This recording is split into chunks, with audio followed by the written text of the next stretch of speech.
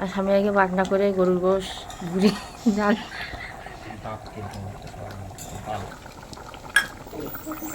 এই লগে মাংস রান্না হচ্ছে। কয়ত্রি বাচ্চা রান্না করলো। আর এই লগে ভুড়ি জাল দেওয়া হচ্ছে। ভুড়ি কয়ত্রি ভুড়িটা নাচছে।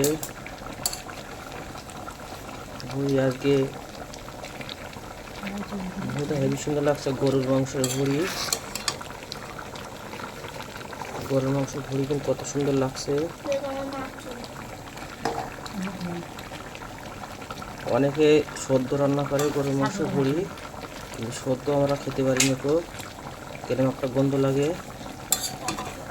কিন্তু আমার কয়তরি কোনো সমস্যা নেই। ও সদ্য রান্না খেয়ে ফেল দেবে, খাবে তো এক এক কাঁচা পাঁচা করে খাবে, সে কথা বলা লাগবে না। এই দিলে একদম সদ্য টেনে দেবে, টেনে মিষ্টি খাবে।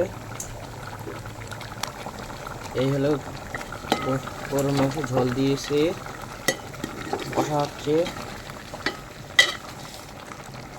মাংসগুলো হেবি সুন্দর লাগছে।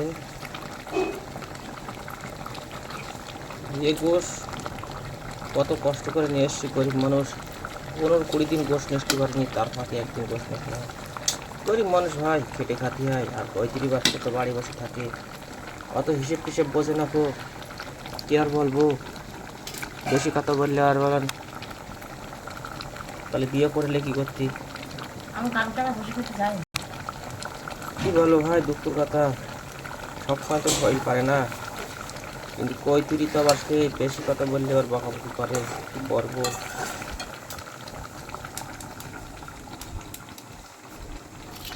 পাতিল দাঁত কালাচ্ছে।